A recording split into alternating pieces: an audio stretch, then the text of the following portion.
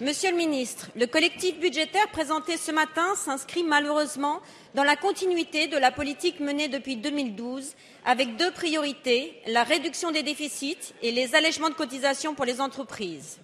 Certes, nous constatons une inflexion en faveur des ménages aux revenus modestes et des artisans, mais ce n'est pas d'une inflexion dont nous avons besoin, mais d'une réorientation.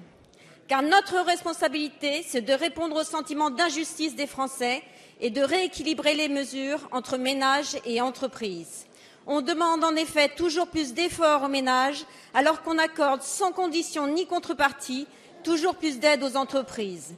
C'est ainsi plus de 2 milliards d'euros que nous verserons en 2015 à la grande distribution au titre du CICE.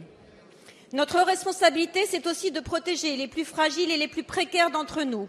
Alors comment comprendre que l'on aille chercher 200 millions d'euros d'économies sur les pensions d'invalidité et les rentes accidents du travail auprès de ceux qui n'ont déjà pas été épargnés par la vie? Comment comprendre aussi la remise en cause du régime des intermittents, sur lequel repose pourtant toute une économie culturelle déjà si fragile? Notre responsabilité, enfin, c'est de redonner l'espoir aux Français. Les chemins de sortie de crise existent, mais pour cela, il faut investir. L'Union européenne a estimé que nous pouvions créer 1,2 million d'emplois en investissant dans la transition énergétique. Or, que constate-t-on dans votre collectif budgétaire? Au lieu d'investir dans l'avenir, vous annulez 250 millions d'euros du budget de l'écologie pour les transférer au budget de la défense.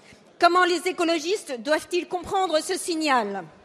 Dès lors, Monsieur le ministre, ma question sera simple. Êtes-vous prêt à laisser au débat parlementaire toute sa place pour rééquilibrer ce budget en faveur des ménages, en faveur de l'investissement et en faveur de l'écologie? Merci. La parole est à Monsieur Michel Sapin, ministre des Finances et des Comptes publics. Merci Monsieur le Président, Mesdames, Messieurs les députés, Madame la députée Vassas. Il y a dans le pacte de responsabilité, je viens de répondre déjà à 2 questions sur ce sujet et c'est bien normal que je réponde aussi à votre question. Il y a de la cohérence, il y a de la constance. Elle peut être discutée, elle peut être disputée même, cette cohérence et cette constance.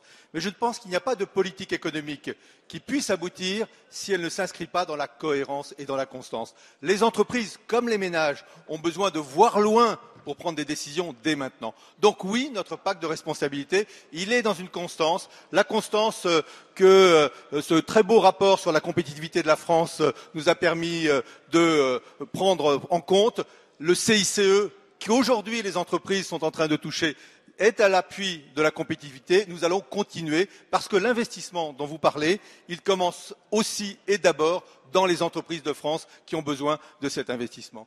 Est-ce que dans notre pacte de responsabilité, il n'y a que les entreprises? Non. Je viens d'y faire allusion. Nous avons souhaité, c'est l'équilibre de la loi de finances et de la loi de financement de la sécurité sociale, que les foyers les plus modestes des Français bénéficient aussi de ce pacte de responsabilité et de solidarité. C'est la mesure qui va permettre à plus d'1,2 million de foyers qui payaient l'impôt sur le revenu au cours des années précédentes de sortir de l'impôt sur le revenu et qui va permettre d'éviter que d'autres rentrent dans l'impôt sur le revenu. Vous en connaissez l'importance pour les plus modestes des Français. Ce sont les mesures qui sont dans la loi sur le financement de la sécurité sociale que nous verrons la semaine prochaine pour baisser les cotisations des salariés les plus modestes jusqu'à 1,3 SMIC. Ça, c'est du pouvoir d'achat aussi pour les ménages. Alors, dans cette cohérence, nous aurons à débattre, nous aurons à discuter. Évidemment, le gouvernement est ouvert à la discussion et au dialogue. C'est le principe même d'un débat parlementaire sur tel ou tel sujet, y compris peut-être sur des questions qui touchent à l'écologie. Oui, nous regarderons toutes les propositions, mais sans jamais manquer à la cohérence qui est la marque de fabrique de la politique.